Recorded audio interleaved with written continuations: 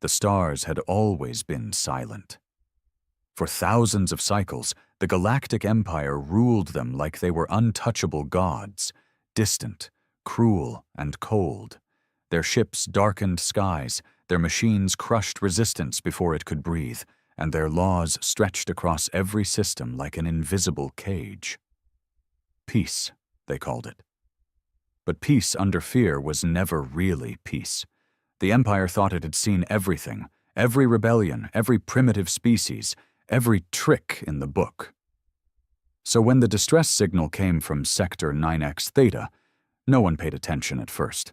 Just another pirate raid, or maybe a malfunctioning colony.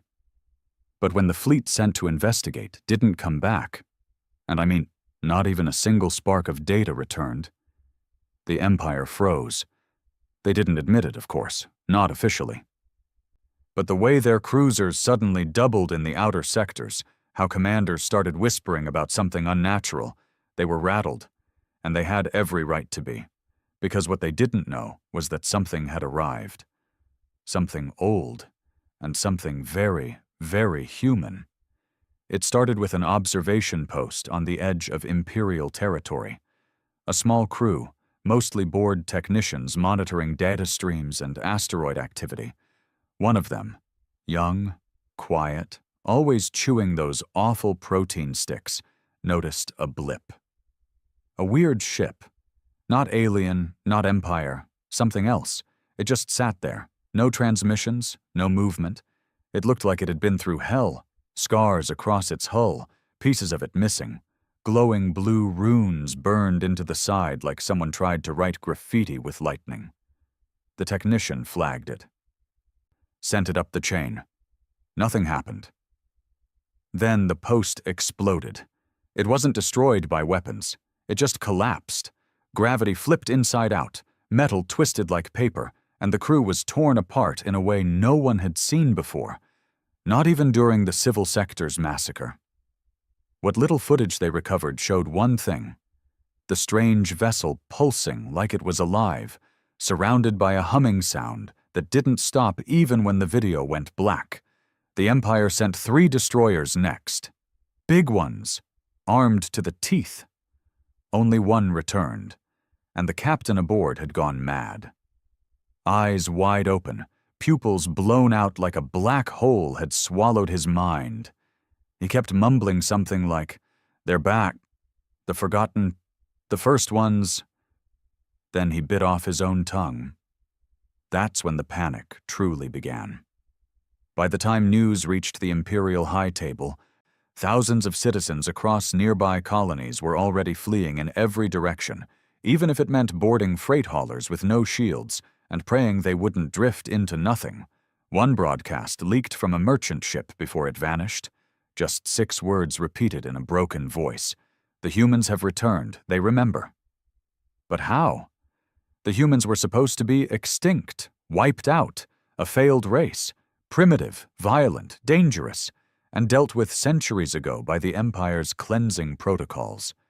No one ever expected them to survive, let alone come back in something powerful enough to bend gravity and fry AI cores without firing a single shot. The Empire tried to erase it, censor the reports, silence the leaks, but stories started spreading through the underworld, through rebel channels, through the slave camps and the resistance bunkers. They spoke of a ship made of blackened steel and ancient tech. A ship that didn't answer hails but whispered through broken frequencies. A ship that carried a crew who didn't forget what the Empire had done to their kind. They were angry, they were organized, and they were human. On a forgotten moon in the shadow of the Kepler abyss, a rebellion leader known only as Mera picked up one of the whispers. It wasn't just noise. It was a message, cracked and distorted, but clear enough to send a chill down her spine. We were buried, not broken. Vengeance is orbiting. She turned to her second-in-command, a quiet man with scars across his face like someone had tried to erase his identity. He stared at the screen for a long time before saying, "If they're back, everything changes." And it did. because the vessel wasn't alone. And this was only the beginning. The message had changed everything. Mayra didn't trust easy. Years in the mud, fighting with scraps and stolen rifles, taught her the Empire never lied unless it was for something bigger. But this wasn't an Imperial trick. No way. This message wasn't from them. It was something older, colder, and more human than anything she'd felt in her bones since childhood. The words echoed through her mind like prophecy. We were buried, not broken. Vengeance is orbiting. She'd grown up hearing whispers about Earth, the myth of it, the cradle of humanity. But in the Empire's records, Earth was a footnote, a ruin, a smudge on the galactic timeline, erased when the humans refused assimilation.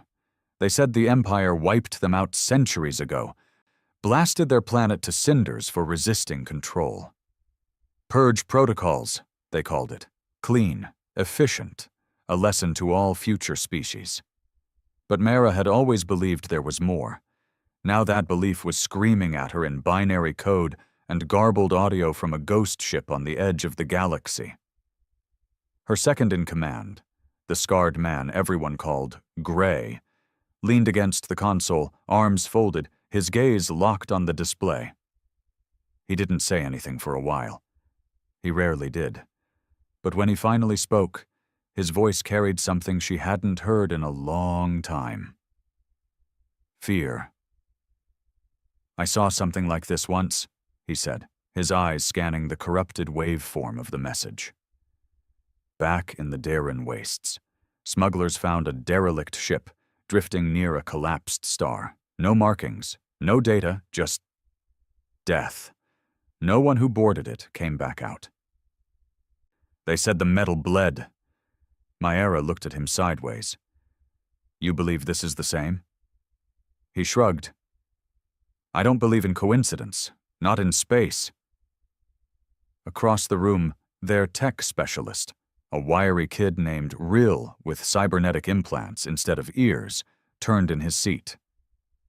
I ran the signal through 6 different decoders, he said. It's not just random static, there's structure.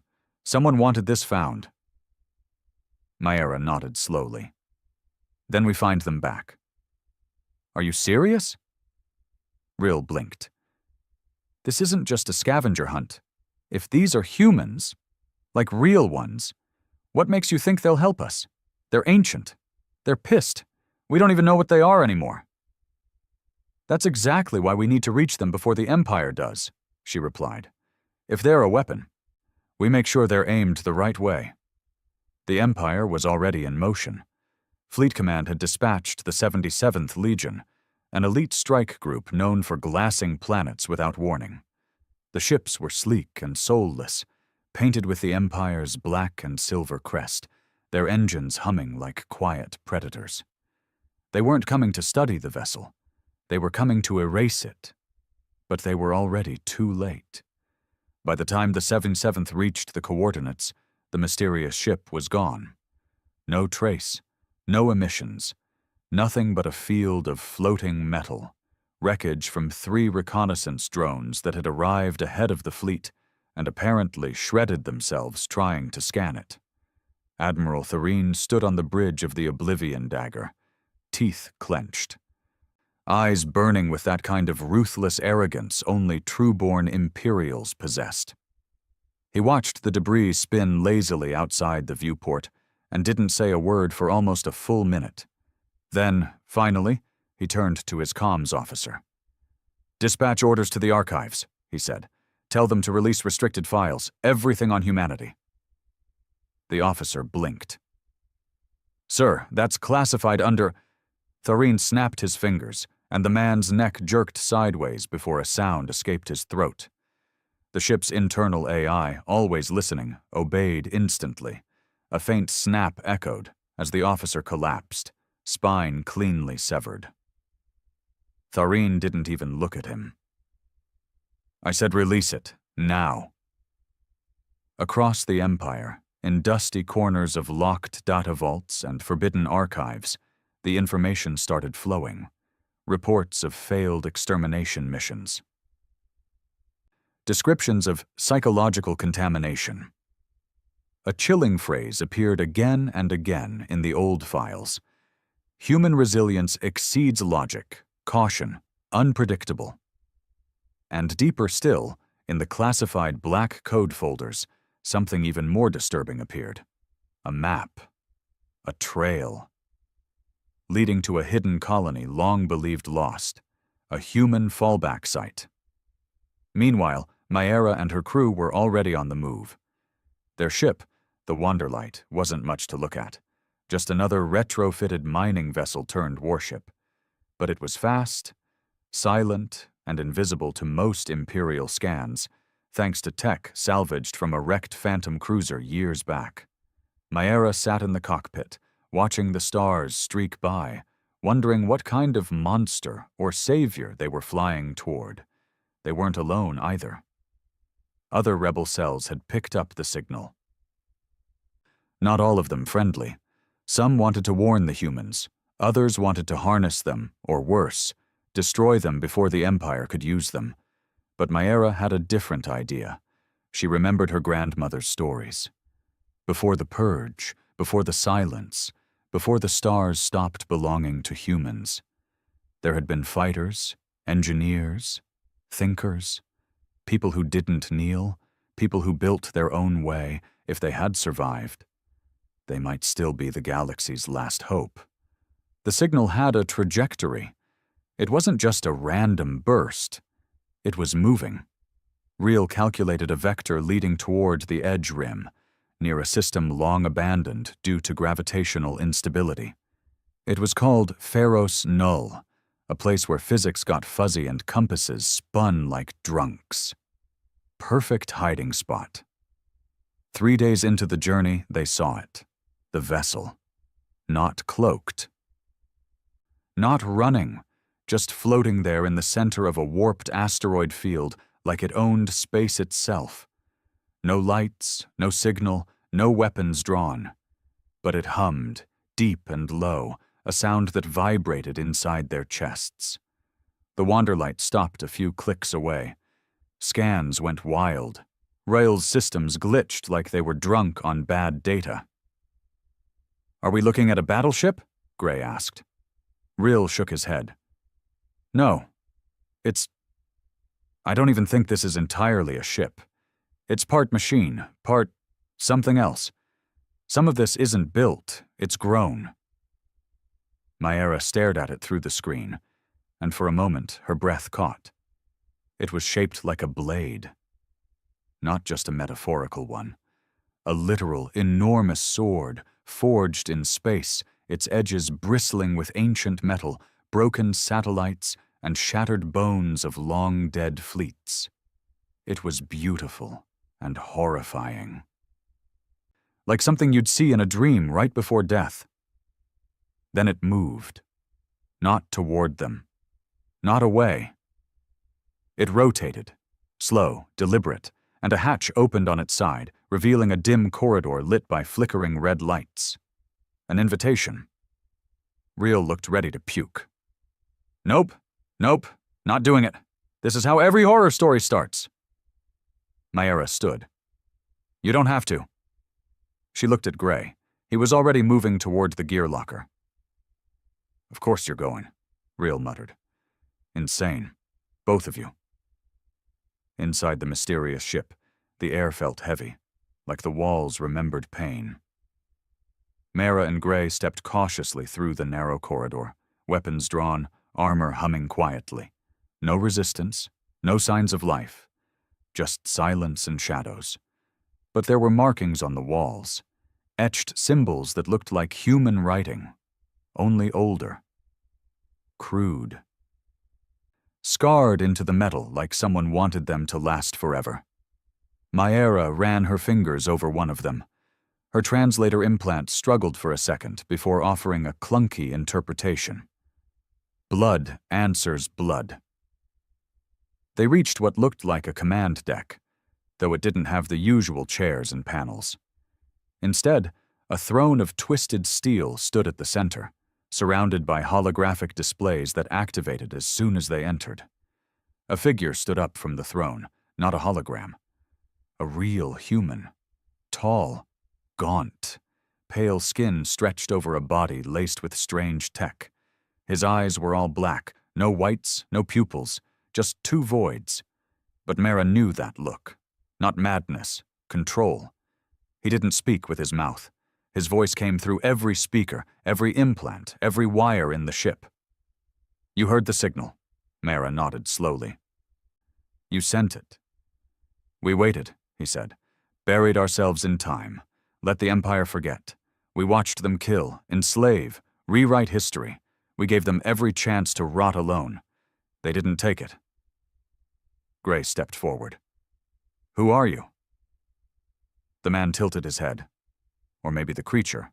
Or maybe both. I am the last echo of old Earth. My crew, we are what remains of the Resistance. We left before the final cleansing. Built this place from broken dreams and dead stars. And now, his voice sharpened. Now we remember everything. Maera took a step closer. We want to fight with you.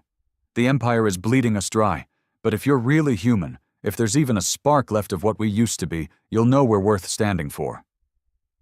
The man didn't answer right away. He walked slowly toward a wall and touched it. A panel opened, revealing what looked like an old Earth flag, burned, faded, but real. Then he looked at her. We do not fight for the living, he said. We fight for the forgotten, and the Empire is already dead. It just doesn't know it yet. It was hard to breathe inside that ship, not because of the air. It was filtered, crisp, even cleaner than anything the Wanderlight could provide. No, it was something else. The atmosphere in there carried weight, history, anger, vengeance, and maybe underneath all of that, grief. Maera had never felt so small, not even when she was a kid, hiding under floorboards while Imperial soldiers stomped through her village, dragging out elders and setting fire to homes like they were cleansing a virus. Back then, she'd cried, begged for help. No one came. But now, standing in front of a man, if he could still be called that, who had watched the same empire slaughter his entire species and live to build a monster ship out of the galaxy's bones. She understood something deeper. This wasn't rebellion. This was resurrection. The man didn't blink, didn't breathe, at least not in any visible way. His presence felt like a cold knife pressed against your neck, never cutting, just reminding you it could. His voice still echoed through the ship, not from his lips, but through every wall and wire. You came seeking an ally. Maera nodded slowly. We did. But you also came with fear. She didn't deny it. Only a fool wouldn't. The man paused, as if measuring her honesty. Then he moved aside, revealing a long corridor behind him. Lights flickered on in sequence down the length of it, revealing rows of pods, hundreds of them, maybe thousands. Inside each one was a person, human, sleeping, preserved, frozen in stasis, but alive. Maera gasped. Gray muttered something under his breath that sounded like a prayer. These are your people? She asked. They were, the man said. They still are. When the purge began, we had no way to fight, no fleets, no allies, no hope. So we buried ourselves in the cold, hid in the fold between gravity and time. We became memory. Maera stepped closer to one of the pods. The face inside was peaceful. An old woman, maybe in her 70s, a long scar down her cheek, but calm. You froze a civilization, she whispered. Not a civilization, the voice said. A rebellion. A promise. Gray's eyes narrowed. Then why now? Why wake up now? The man looked towards the stars. Not through a screen, through a raw opening in the ship's hull, a transparent dome of energy holding back the void. Because something woke us. The words hung in the air like ash. Real's voice crackled through the comms. Mara, you're going to want to see this. She tapped her earpiece. Talk. The Empire, they're moving. Massive fleet, way bigger than what we thought. They're heading here. How long? 18 hours, maybe less. But that's not the worst part. Mara tensed. Then what is? They're bringing an Apex AI. Her stomach dropped. The Apex AI wasn't a rumor. It was the Empire's ultimate failsafe, a sentient, emotionless machine designed to calculate and counter any threat. It didn't sleep, didn't doubt, and it had only been deployed twice in the Empire's history. Both times resulted in planetary extinction. If the Empire was bringing that thing out of its cage, they weren't just scared. They were desperate. Back on the bridge of the alien hybrid vessel, Mara turned to the ancient human commander. They're coming for you. The man nodded slowly. Let them come. You don't understand, she said. This isn't just soldiers and guns. This is annihilation. You think you've got some fancy ship and old tech? We don't think, he interrupted. We remember, and we adapt. He walked toward a console and pressed his palm against it. The ship shuddered, like something alive had just woken up. Outside, energy rippled across the hull, and the asteroid field around them began to spin unnaturally. Orbit lines twisted into a spiral pattern that didn't follow any known physics. We have been waiting in the void, he said. Now we reshape it. Suddenly, parts of the ship extended outward, massive panels unfolding like wings, charged with ancient energy. Light bled into the darkness, forming a gravitational net. It wasn't a shield, it was a trap. Myra's voice cracked. You're planning to take on the Apex? No, the man said. We're planning to show the galaxy what humanity really is. Hours later, tension hung in the Wanderlight like a noose. The fleet had been detected.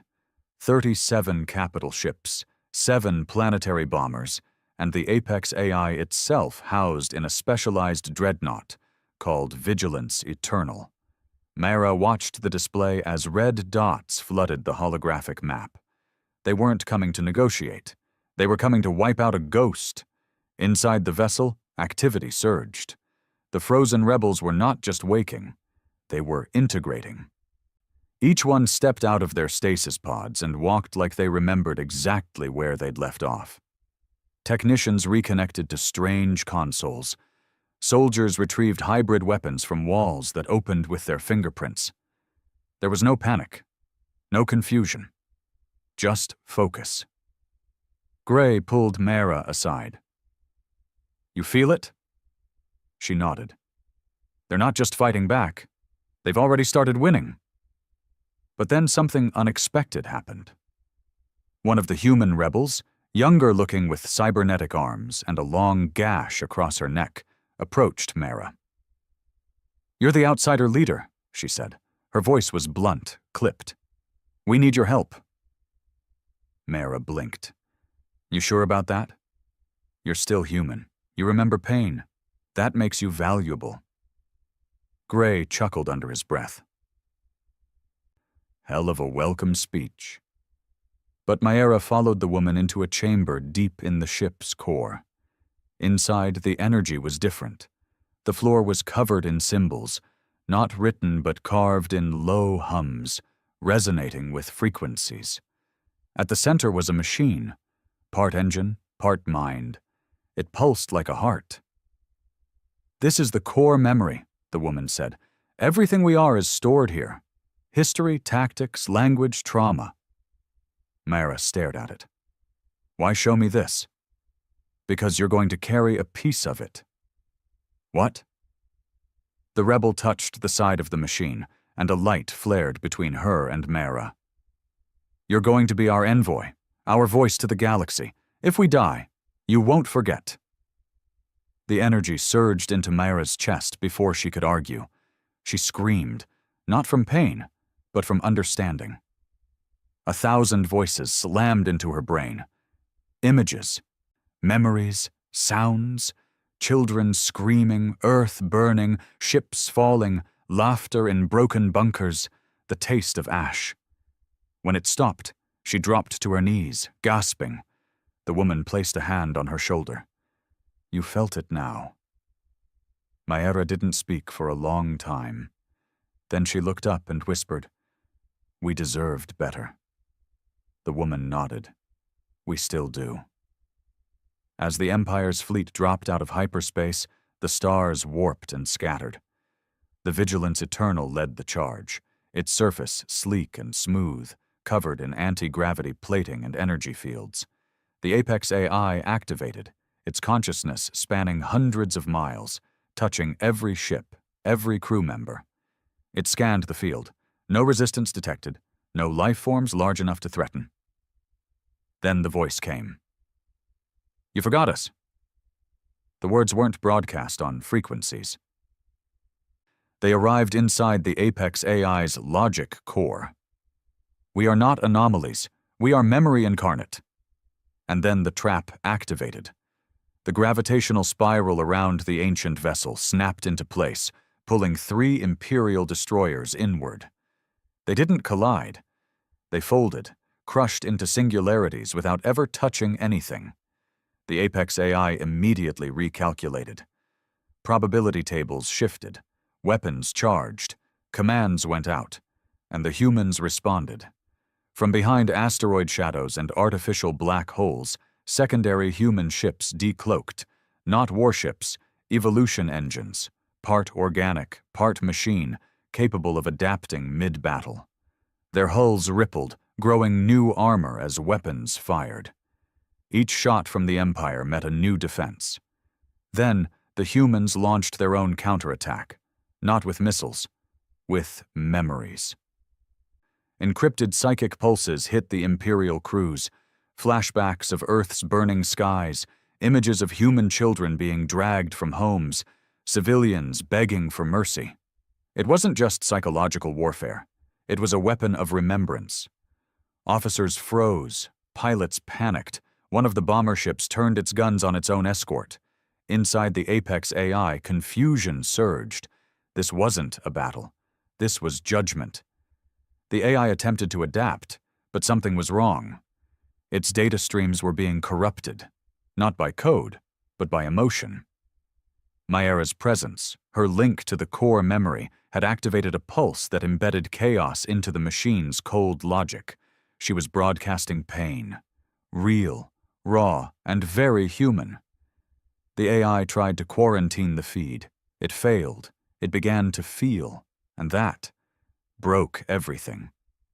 One by one, the Empire's ships lost cohesion. Their order dissolved into panic. The Vigilance Eternal began spinning, caught in a loop of corrupted commands. The Apex AI began to shut itself down, rather than continue experiencing the agony flooding its systems. Mayra stood on the command deck of the Wanderlight, her face lit by the glow of collapsing Imperial data. They tried to erase us, she whispered. Now we erase them. Beside her, the ancient commander looked pleased, but not triumphant. This is just the beginning, he said. The galaxy will ask what happened here. Let them ask. Let them remember. Let them fear us again. And as the Empire's last ship detonated in a silent burst of white, the stars around them began to hum, softly, like a lullaby written in fire. The humans had returned, and they were no longer asking permission. The debris floated in silence. Where once 37 Imperial warships had cast their black shadows across the stars, now there was only dust, broken hulls, and drifting corpses. The Vigilance Eternal, the pride of the Empire, had cracked open like a rotten fruit, its inside spilling data fragments and shattered AI cores into the void. Mayra watched it all from the bridge of the Wanderlight, not moving, not blinking. Her chest still burned from the memory link. The core hadn't just shared images.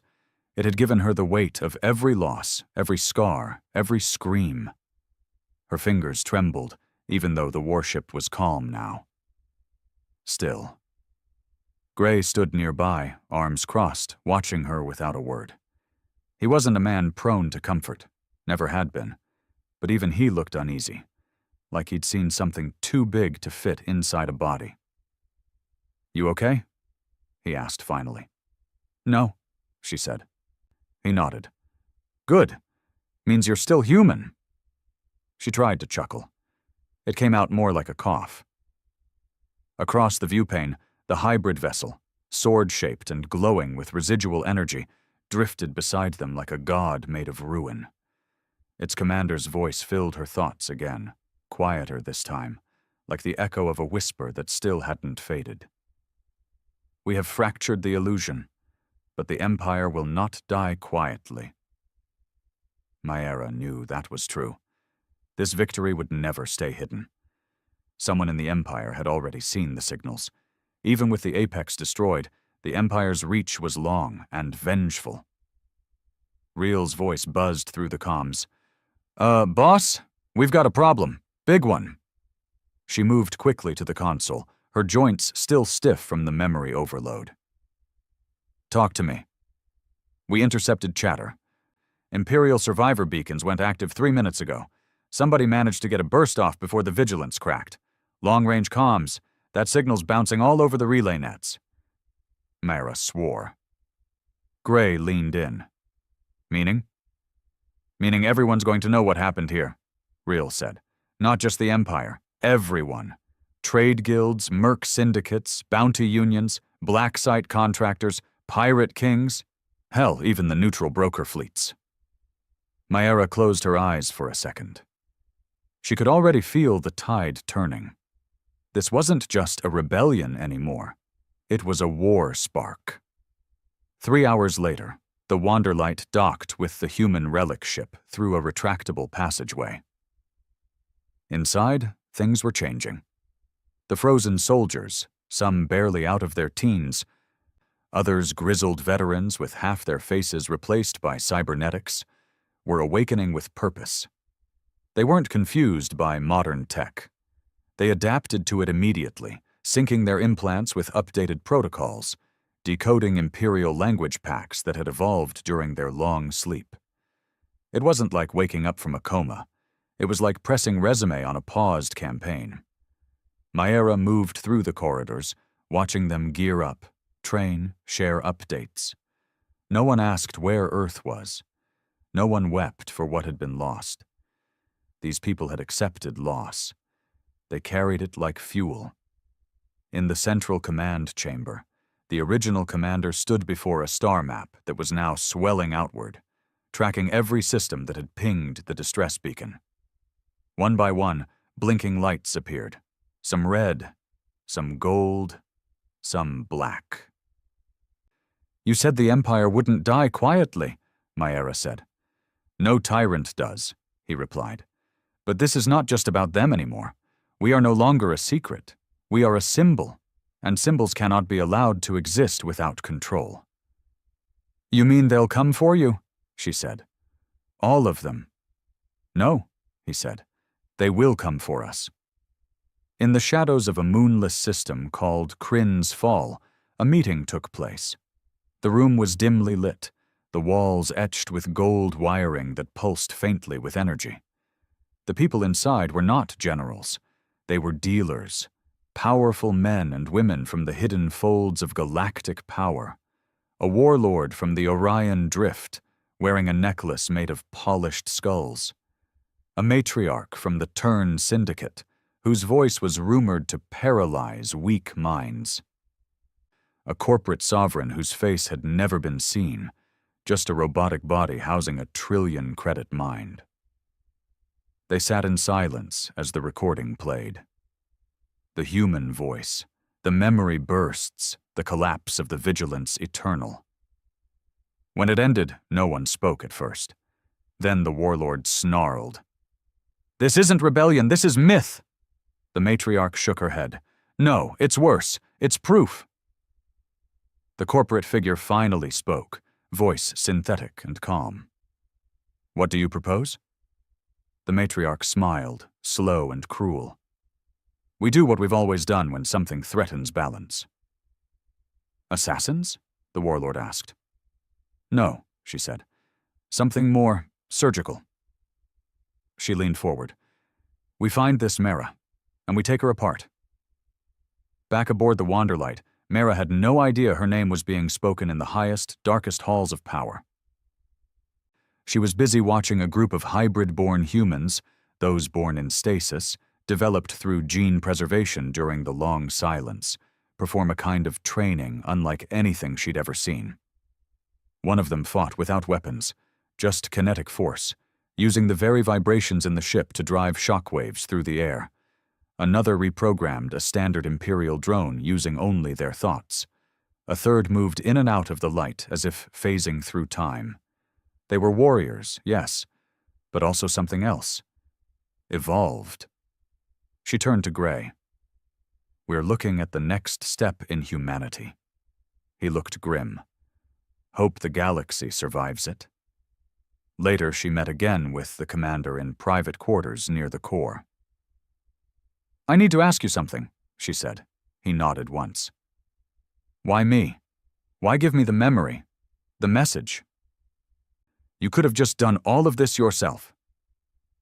The commander was silent for a long time. Then, because I remember what it's like to feel powerless, and I know the only thing stronger than hatred is the will to outlive it. He stepped closer, voice deeper now. You were born into the Empire's boot. You lived under its shadow, but you chose not to crawl.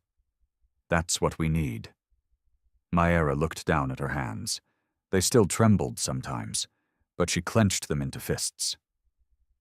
I'm not a symbol. No, he agreed. You're the fire. The first hunter arrived 2 days later. She came in silence, aboard a ship disguised as Debrew. No transponder, no life signs. She wore skin tone camouflage that made her nearly invisible. She didn't speak, didn't kill unless required. She didn't come for battle. She came for extraction. Her name was known only to those who paid for her services, the best assassin the corporate sovereigns could afford. Her target, Maera. She got within 20 meters. Then the ship turned on her, literally. The walls pulsed, the lights dimmed, airflow shifted, and then from behind her, a voice like rusted thunder spoke. You walk inside memory, thief. She spun, drawing her blade. A young hybrid soldier stood in the corridor. She lunged. He didn't move. The ship moved for him. The floor flipped. Gravity reversed. The assassin was slammed into the ceiling, then the wall, then the floor again, each time with more force. Her camouflage failed. Her blade fell from numb fingers. Her bones cracked. She choked out one word. How? The soldier stepped over her, his face calm. You're inside a living weapon. And then she blacked out. Mara stood over the assassin's body in the medbay later, watching the slow pulse of forced stasis keep her alive. Reel looked at her, pale. She had Empire-level cloaking. She slipped through every sensor. If the ship hadn't... I know, Mara said. She turned to Gray. It started, he nodded. It has. And then she made the decision. We don't wait for the next hit, we go loud. You want to bait them? I want to unite them. She stood in front of a broadcast console, the same one the commander used to send the original message, and for the first time, she spoke to the galaxy. Her voice, cracked but firm, reached every known system. This is Mara, born under Empire rule, lived through its lies, saw the truth buried beneath ruins and silence. I found the forgotten ones, the first humans, the real humans. She paused. They remember. And now we do too. Across hundreds of worlds, thousands of people stopped what they were doing. She continued, if you've ever been silenced, hunted, betrayed, this fight is yours. If you think the Empire owns the stars, think again. We are proof that it doesn't. The last line was colder, stronger. We are not rebels. We are the correction. Maera's message didn't just echo across space. It shattered the silence.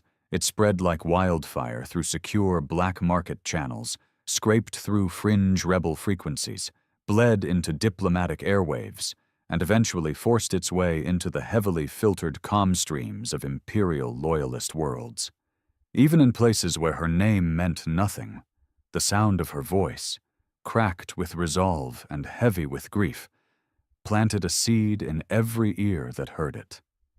And for the first time in centuries, people didn't just whisper behind closed doors. They stood up. On Kellen Prime, a mining colony under constant orbital surveillance, workers began hammering imperial symbols off their bunk walls. On Ravax 3, a slave ring funded by the Empire's trade guilds went silent overnight. Its staff missing, the slaves gone. On the outer moons of Varus Belt, pilots began painting their ships matte black, the old Earth color for mourning and war, and somewhere far beyond the edge of imperial reach, a quiet collective of outlaw scientists played her speech on loop, word by word, until one of them muttered, "This might be it." But back in imperial space, things didn't sound as hopeful. Inside the glass throne chamber on Zion 9, Governor Vel of the High Dominion paced like a caged animal, robes dragging behind her, jaw clenched. "The broadcast was unfiltered?" she snapped. Her aide nodded quickly. "Yes, Governor. The Apex failsafe was already down. There was no way to intercept once it hit subdimensional relays." Vel slammed her fist into a console, cracking the surface. "And you're telling me it originated from a human ship?" "Yes, Governor." "From that human ship?" The aide hesitated. "It appears so." She turned away, face tightening. Maera. That damn name again. They'd dismissed her at first. Just another rebel with a vendetta. Maybe smart, maybe lucky. But now she had the voice of something old behind her. Now she wasn't just shouting. She was being heard. Governor Vel exhaled sharply. "Issue a priority red on her name. Full Imperial override. I want mercenaries, pirates, bounty collectors. I want the entire underworld frothing to claim her head." "And if she survives?" the aide asked. Vel smiled coldly. "Then we raise Earth's ashes again and burn whatever's left of her history." Back aboard the Wanderlight, Maera stood with Gray and the commander inside the hybrid ship's war room. More signals were coming in. Fragments of hope and danger. Ships offering support. Others offering bounties for her location. They were on a knife's edge now. "We've got over 100 separate groups responding to the broadcast," Reel said, pulling up the feed wall. "Some want to join, some want to sell us out, and some just want to watch the whole galaxy burn." Maera turned to the commander. "How do we sort the real allies from the opportunists?" He didn't answer right away. Instead, he activated a projection, a slow spinning hologram of the galactic map, focused on an area far from any trade route or navigational line, a system known only in legends, one that had been erased from all charts after the Earth Purge. "Sol?" Maera's breath caught in her throat. "That's," the commander nodded. "Earth." It didn't look like the planet she'd seen in old books or simulation renders. It was darker, surrounded by strange satellites and twisted space debris. An orbital ring of broken ships circled it like a graveyard. No active colonies. No signals. Just silence. "Why are you showing me this now?" she asked. "Because if you want to win, we have to reclaim the truth. Earth isn't just a symbol. It's a key." Gray leaned in, frowning. "Key to what?" "Everything," the commander said. "The Empire never finished what it started. They couldn't destroy the heart. They just buried it, deep. And now we dig it up. The journey to Earth wouldn't be fast or safe. They couldn't use hyperspace lanes. The Empire monitored them all. So the hybrid ship initiated a blindfold jump, folding space along coordinates only it remembered. The Wanderlight docked within it, sealed tight, systems synced. During the passage, Maera spent time walking through the cryo-halls again. The humans frozen for centuries, still breathing, still dreaming. She wondered what their lives had been before this, what they'd given up for a chance to outlive tyranny. She passed a young man in one of the pods. His fingers curled like he was reaching for something. His dog tags floated slightly inside the fluid. The name read, Aaron Thorne. The edges of the tag were scarred, scorched. Real walked up beside her. "You think they'll all wake up eventually?" "I hope not," she said softly. Real blinked. "What? Why?" "Because if we have to wake all of them," she replied, "it means things have gotten much, much worse." 3 days later, they dropped out of fold space near the ruins of Pluto's orbit. What greeted them wasn't silence. It was a message, an automated, ancient one, broadcast in every known human language. Warning. This territory is classified as Containment Zone Echo.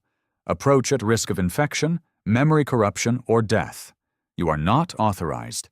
You are not remembered. It repeated over and over. Gray muttered, "That's cheery." Maera looked at the projection of Earth. It didn't rotate anymore. The planet was locked in place, half of it in eternal darkness, the other half lit by a dying sun. Its surface was scarred by old orbital strikes. The oceans were still there, but they shimmered like glass, contaminated, frozen, silent. The orbit was worse, a field of shattered Imperial warships, rogue satellites, and failed mining rigs spun chaotically, creating what was essentially a planetary minefield. Some of it was still active, autoguns fired at random intervals, reacting to phantom pings. "We're going in there?" Real asked, his voice going tight. Maera said nothing. The commander stepped forward. "This is where we buried the truth. Now it's time to dig."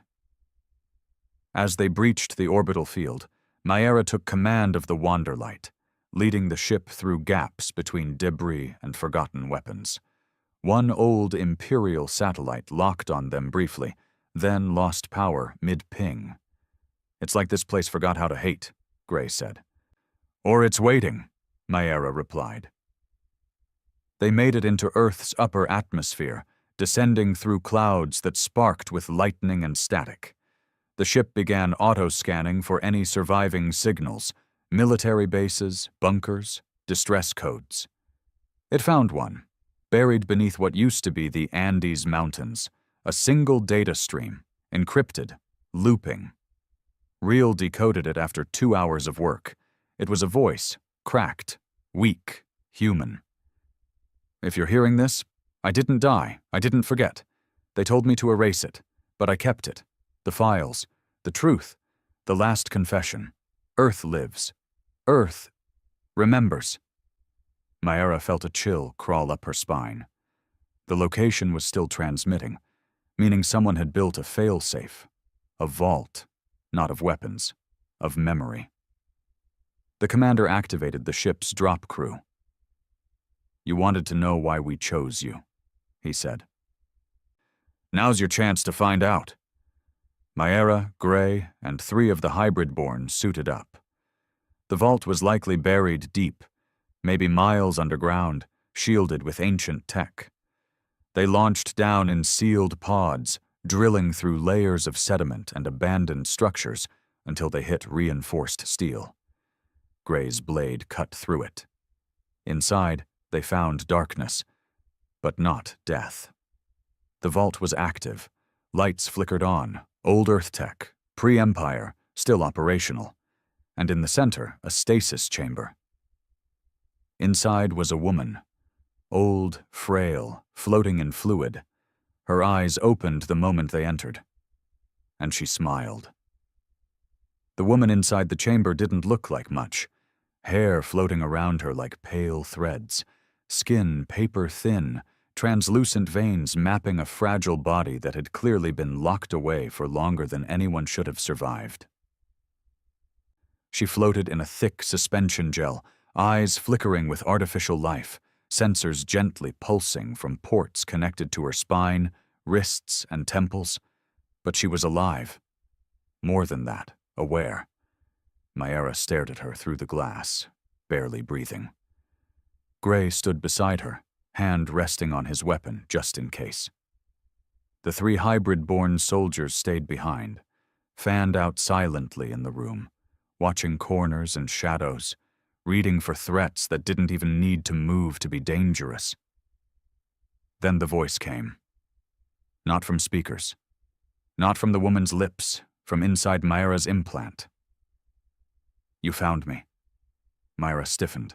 The voice was old, layered, and filled with memory. Not synthetic, not coded. Just human. Barely held together by effort and machine support. She stepped closer. "You're the one who sent the beacon," Mayra said. "The confession." The woman's eyes blinked slowly behind the stasis film. She smiled faintly. "Not a confession. A legacy." Gray stepped forward now, scanning the chamber. "Who is she?" The commander's voice crackled through their comms from the ship above. "That's Archivist 9, real name unknown.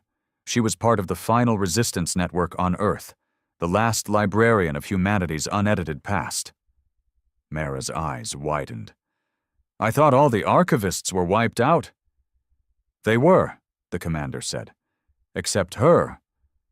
Archivist 9's body floated gently in the gel, her eyes never leaving Mayra's. She didn't need to say the words, but Mayra could feel it, like the hum of an old truth waking up in her bones. The Empire hadn't just wiped out Earth. They'd erased the memory of what humans used to be. The chamber began to respond to the archivist's awareness. Lights hummed to life down a long corridor behind the stasis tank. Air hissed through dormant vents. Screens flickered, revealing ancient video files, maps, and personal recordings. "This vault," Gray said, stepping through the newly lit corridor. "It's not just a tomb, it's a museum." Mayra walked past the first screen. It played a video of children playing under a shattered sky. Dust storms in the background, a robotic dog chasing them across cracked concrete, laughter that somehow echoed louder than the ruins. Another screen showed war, real war, humans fighting each other, tribal, brutal, intimate. The Empire always painted humans as primitive because of this. But here it looked more like passion. Pain, belief, struggle, not cold extermination, not conquest by numbers. Mayra whispered, "They feared us, because we felt." The commander responded over comms, his voice lower than usual. "No, they feared you, because you refused to forget." Further down, the team discovered walls lined with black boxes, memory archives. Each one held a name. Each one encoded a mind, a story, a decision that led to resistance. Doctors who refused to falsify medical trials, engineers who sabotaged Imperial landing ships, civilians who broadcast warnings until their lungs collapsed. Archivist 9 had stored them all, and one file glowed brighter than the rest. Mayra touched it. It opened into a full projection. A man's face appeared, burned, bruised, eyes blazing with conviction. "If you're watching this, then we failed, or we survived. Either way, you need to know what really happened. The Empire didn't win through strength. They won by rewriting the narrative. They erased Earth, yes. But more than that, they rewrote us, turned us into monsters in the history books, painted themselves as liberators. But we remember, and if this vault still exists, you must too." Mayra stepped back, heart pounding. "That voice," she whispered. "He's the one from the core memory." Gray nodded slowly. "Same inflection?" Archivist Nine's voice returned in her head. His name was Arlen Drek. He was the first commander of the old fleet. My brother. She continued, slower now, like even speaking took energy. I stored his consciousness in the vault's network after he died. Pieces of it. Memories, commands, protocols. Not everything. Just enough to ignite hope again, if the time came. Maera knelt by the console. Why me? Because you came back. You weren't born of the old world. You didn't see Earth before, but you chose truth. Chose fire over silence. That's what made the first humans powerful. Not biology, not tech. Choice. A low rumble echoed through the vault. One of the hybrid-born stepped forward. Movement, above us. Real's voice chimed through the comms a second later. Maera, multiple contacts entering orbit, not Imperial. Mercenary tags, privateers, could be bounty hunters. Gray's hand went to his weapon again. Told you. We go loud, they come crawling. Maera didn't flinch. Let them crawl, she said. We've got something they'll never understand. Outside, 6 black market attack cruisers entered low orbit. No insignias, just rusted hulls, mismatched weapons, and cold, eager captains on every bridge. The lead ship hailed the hybrid vessel in a cracked accent. We know what you are. We know who you're hiding. Deliver Maera, or we burn the planet again. No response, so they opened fire. But the hybrid vessel wasn't a relic. It was a predator. Its hull shimmered, energy folding around it like an invisible shield. The first volley of plasma dissolved before reaching it. Then, with a slow blink of light, the vessel answered, not with lasers or missiles, with time distortion. The lead merc ship suddenly froze in space, then shattered into pieces as its own forward momentum caught up with its body out of sync. Another ship tried to retreat, only for its engines to implode inward, folding its interior into a miniature black hole. The remaining ships scrambled. Inside the vault, Maera felt the tremor under her feet as one of the falling wrecks struck the upper atmosphere. She turned to Archivist 9. You built all this just in case. The woman's voice, weaker now, replied, No, we built it, because we believed someone would come back. Maera stood, jaw clenched. You're damn right we did. Later that night, with the orbital threat neutralized and the wreckage still burning in Earth's sky like falling stars, Maera sat alone in the vault's archive chamber. Archivist 9 had been disconnected from stasis. Peacefully. Her body, old and broken, had simply stopped, but her voice remained in the system, preserved like all the others. A soft hum in the background. Maera opened a new archive slot. She placed her hand on the panel. Rael, Gray, and the commander watched through a feed as Maera's image flickered into the vault memory system. Her voice was calm. Maera, born on the trade routes between Vel Station and Marnus Core. Parentless by age 6, rebel by 15, commander of the Wanderlight by 23, and now... She paused. Now the girl who found Earth again. She looked up into the recorder. If this memory survives, let it remind the galaxy we don't vanish, we evolve, we adapt, and when we return, we don't ask for the stars back. We take them. As she walked back to the surface, Maera felt different. Not just because she carried memory now, not just in her mind, but in her blood. The hybrid systems had started syncing with her physiology, not changing her, not replacing her, just reminding her what she'd always been capable of. Gray met her at the entrance. He handed her a data drive. "What's this?" she asked. He smirked. The coordinates to the last hidden fleet archive, buried on a dead moon in neutral territory. If the rumors are right, it holds schematics for ships we've never seen. She took the drive, fingers tight around it. Then we're not done. Not even close, he said. Behind them, Earth remained silent, but not forgotten. Not anymore. The lost moon didn't have a name anymore. It had been stripped from every chart, every index, every databank that once marked it as Virex Theta.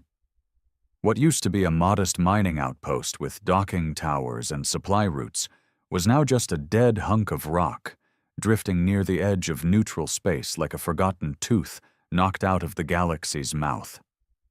But Mara had the coordinates now, and in her hands, clenched tightly like a holy relic, was the data drive Gray gave her, given to him years ago by a dying resistance courier who never said where he got it, only, when she comes back. When Earth speaks again, give her this. The Wanderlight emerged from subspace near the Virex system under full silent running. The hybrid vessel remained hidden behind a cold gas cloud several thousand clicks out, its sensors focused like knives. Getting anything? Mara asked from the command deck. Reel adjusted his implants, eyes scanning through overlapping readouts that flickered with ghost signatures and long-range noise. There's no official traffic, no orbital satellites, no comm buoys, but there is a structure, he said, brow furrowed. Deep under the surface. Big. Too symmetrical to be natural, Gray grunted. That's what we're looking for. Mara nodded. All right, we go in quiet. No lights, no beacon pings, just us. Small team again? Gray asked. Same as Earth. This time, though, she brought something extra. A hybrid-born named Sarah. Young and eerily calm, whose body was partially fused with an energy-reactive exosuit. She didn't speak much, but when she did, she only said what mattered. As they approached in their descent pod, Mara looked down through the viewport. The moon was cold and gray, its surface cracked and sharp like glass frozen mid-break. Faint ruins poked through the jagged terrain. Landing pads, broken antennae, shattered power towers long swallowed by dust. And just beneath that, hidden from satellite detection, was the signature. A massive geometric vault, pulsing very softly beneath the surface like a dying heartbeat. They landed hard, no time for grace, and immediately exited the pod, weapons drawn, suits sealed. Sarah stepped forward, scanning with a forearm panel. Her voice came through the link, cool and focused. Power source detected. Deep reactor, still stable, no life signs. Mara looked toward the nearest rise. A jagged ridge of rock split in the middle like a scar. That's our way in. The entrance was hidden behind a thin layer of stone, camouflaged, not naturally formed. Sarah pressed her palm against it, and the stone rippled like water before splitting clean down the center, revealing a dark tunnel lit by cold white strips embedded in the ceiling. No dust, no corrosion, like someone had just cleaned it. Reel's voice buzzed in over the comm. Still no activity. You're clear. Mara led the way inside. It wasn't like the Earth Vault. This place wasn't built for preservation. It was built for containment. The hallways were smooth, reinforced. Bulkhead doors every few meters. Autoguns, deactivated, but still intact, lined the corners. This isn't an archive, Gray muttered. It's a bunker, Sarah pointed ahead. We're being watched. Mara froze. What do you mean? Sarah held up her arm. Her panel was pulsing. Residual AI presence. Small, not hostile. They reached the final chamber without resistance. The doors opened slowly, grinding against time itself, and inside they found it. A fleet command room. Underground. Untouched. Holographic displays flickered to life as they stepped in. Star charts bloomed in midair. Ship schematics rotated slowly. And at the far end of the chamber, an interface unit waited. Shaped like a chair made from obsidian and chrome, fused into the floor with thick cables. A voice crackled through the system. Feminine. stern, ancient. Fleet authority level unknown, identity not confirmed. You are not marked. Stand down. Maera stepped forward. I'm not marked, she said, but I carry memory. She placed her hand against the interface. A pulse shot through the chamber. Suddenly, the room remembered. Images burst onto the displays, Earth's skies burning, evacuation plans, names, battles, encrypted plans, tactical logs, scars left in light. Human memory sequence detected, the voice said. Recognition confirmed. Initiating fleet resurrection protocol. Maera's chest rose and fell, heart pounding. The walls began to shift.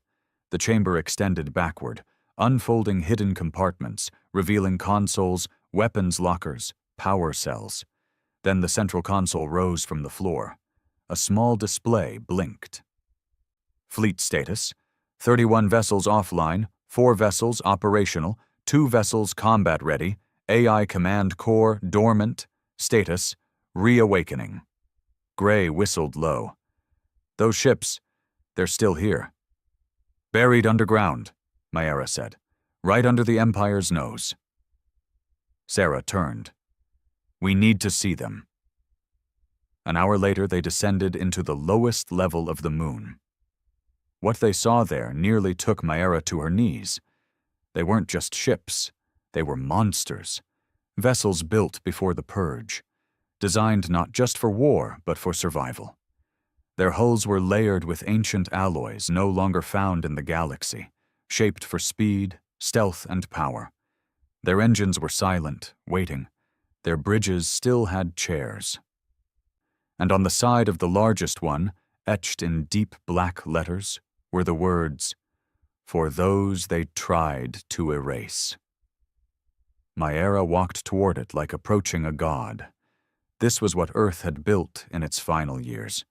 Not weapons to fight the Empire, weapons to outlast it. Sarah was already scanning, syncing the energy patterns. Gray was checking the loading bays.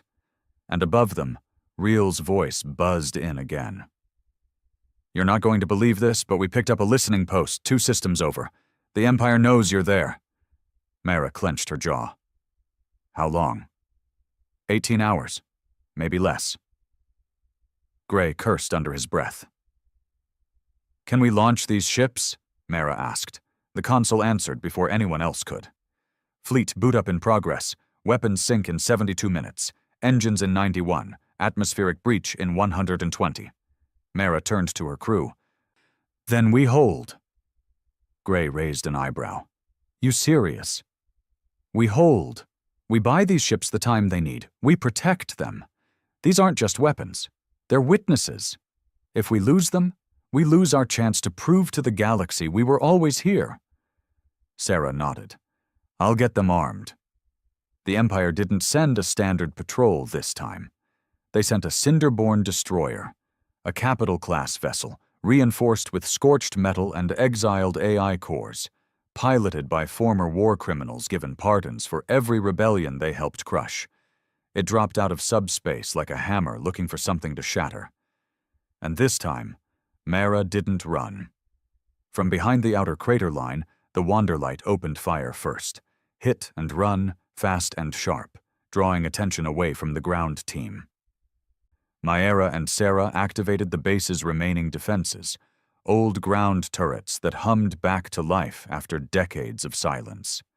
Gray manned the fallback tunnel with a railgun and a toothpick between his teeth.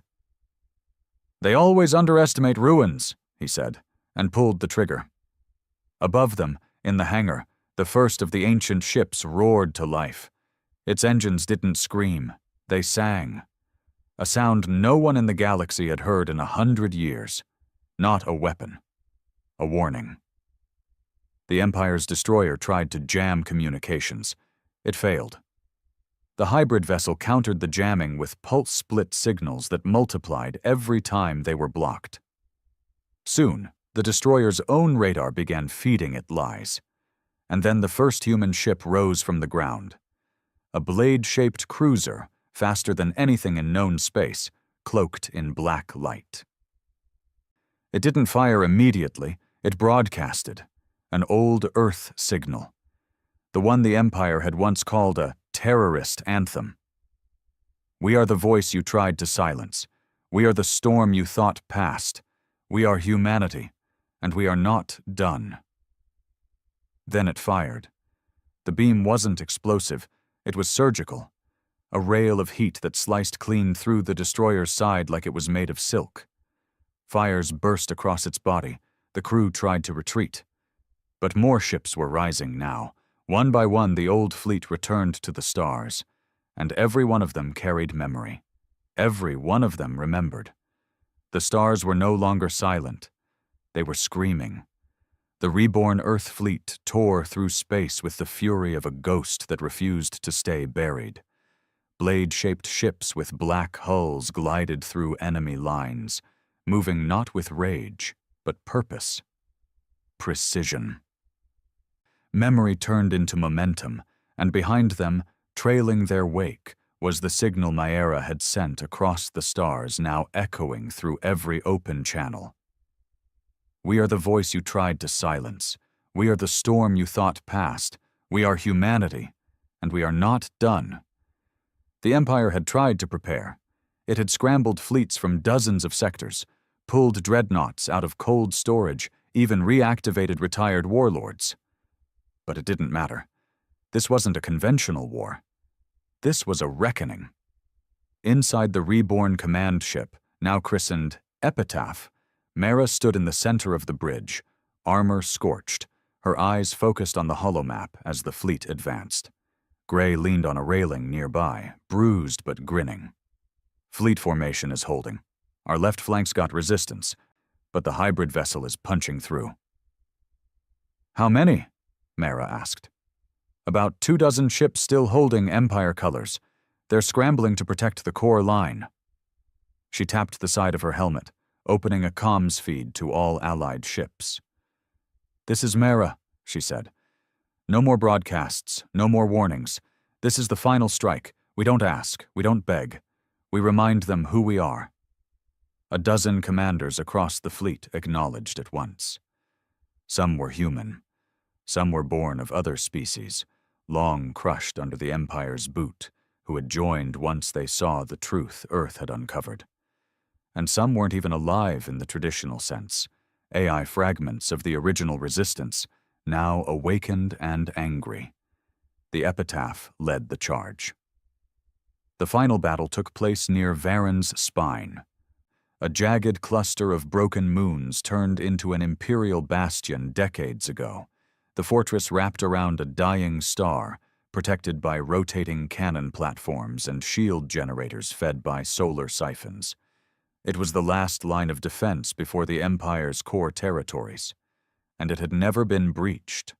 Until now. As the human fleet approached, the Empire activated every defense system. Anti-ship weapons fired before targeting systems had finished locking. Drone swarms were deployed from hangars like locusts.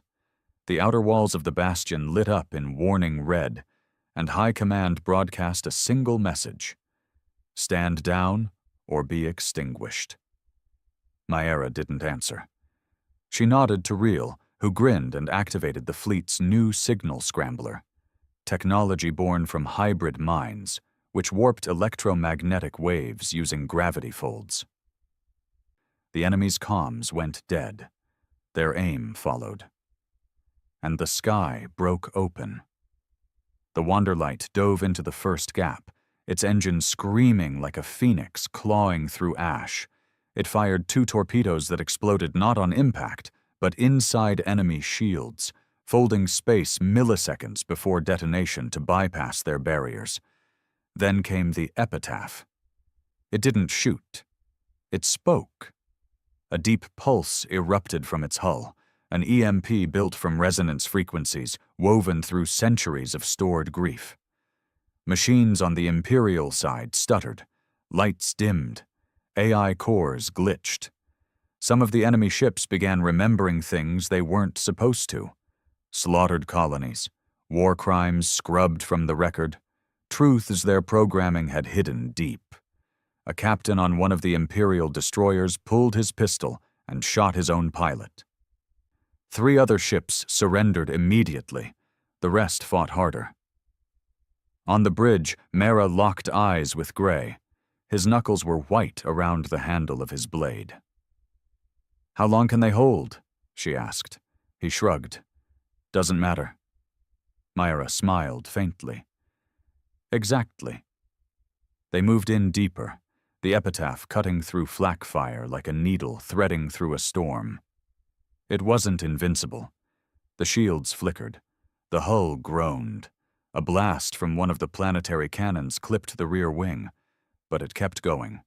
Every time a human ship was struck, 2 more filled the space behind it. And then, it happened.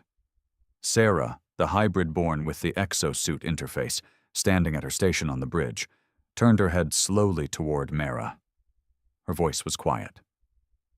Calm. "They've activated the central fusion core." Mara's eyes narrowed. "They're trying to blow the entire station?" "Yes," Sarah replied. "If they can't win, they'll take the system with them." Real's voice crackled over comms. "I'm reading instability. The core's gonna melt through Varen's spine and collapse the whole star cluster. You've got 12 minutes, maybe less." Myra stared at the star map. She could retreat, save the fleet, live to fight again.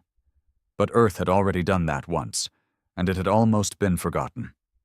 Not this time. She turned to Sarah. "Can we reach the core?" The hybrid nodded. "Through the old tunnels. Not heavily guarded. Too unstable." Myra looked at Gray. "Let's finish it." They dropped onto the surface of the bastion with a shock team. Mara, Gray, Sarah, and 2 hybrid soldiers. The tunnels beneath the fortress were cracked and decaying, exposed to hard radiation and atmosphere leaks. Every step closer to the core made Myra feel like she was walking inside a dying beast. "You know," Gray muttered through his comms, "if we die here, I'm blaming you." Myra smirked. "Get in line." Sarah paused at a junction, her exosuit lighting the way forward. "Cores straight ahead, 10 floors down. Fusion destabilization at 42%. They moved quickly, dodging half-functional turrets and passing deactivated AI sentinels frozen mid-scream. Whatever had been inside this base before, it was breaking now. Then they reached the control chamber. And it wasn't empty. A single figure stood at the center, tall, robed armor beneath glinting with rank, Imperial insignia carved across the chest plate. His face was lined, gaunt, half covered in a breathing mask, but his eyes were sharp, calculating. "You made it," he said. Myra stepped forward, gun drawn. "Shut it down." The man didn't move. "You don't know what you're doing. This empire, it's the only thing keeping the galaxy from chaos." "No," Myra said. "It's the thing that caused it." The man sneered. "You think just because you found a few dead ships and some broken history, you get to rewrite everything?" Myra shook her head. "I'm not rewriting it." She looked past him at the core, glowing red, pulsing faster now. "I'm restoring it." Then she fired. The shot hit his shoulder, spinning him to the floor. Before he could rise again, Sarah reached the console and plunged her arm into the access port. The system screamed, and then the pulse stopped. The core dimmed. Real's voice came over comms. "Fusion surge just halted. The star's stabilizing. They can't use it anymore." Cheers erupted over the fleet-wide channel. Gray exhaled. "We actually did it." Myra looked at the man bleeding on the floor. "You ruled for centuries with silence, with fear. That ends now." She walked past him without another word. The fall of Varen's spine was the last nail. Over the next few weeks, systems once loyal to the Empire began defecting. Governors vanished. Trade guilds broke their contracts. Entire fleets surrendered without firing a shot. And the memory of Earth, its truth, its people, its war cry, spread like light through shadow. Maera stood once again aboard the epitaph, now docked over a liberated world. The stars looked different now, familiar. Across the galaxy, statues were torn down and new ones raised. Not of her, but of the nameless humans who had slept beneath the surface, waiting for their story to be told. Gray walked up beside her, sipping from a steaming mug. "You ever think we'd get this far?" Maera smiled softly. "No." He handed her the mug. "But we didn't come this far to stop now." And far above, in a quiet corner of space, the hybrid vessel drifted peacefully. Its commander, no longer hidden in shadows, walked the halls alone, past frozen warriors and silent consuls. He placed his hand on a wall and whispered, "They remember now." And in return, the ship whispered back, "We always did."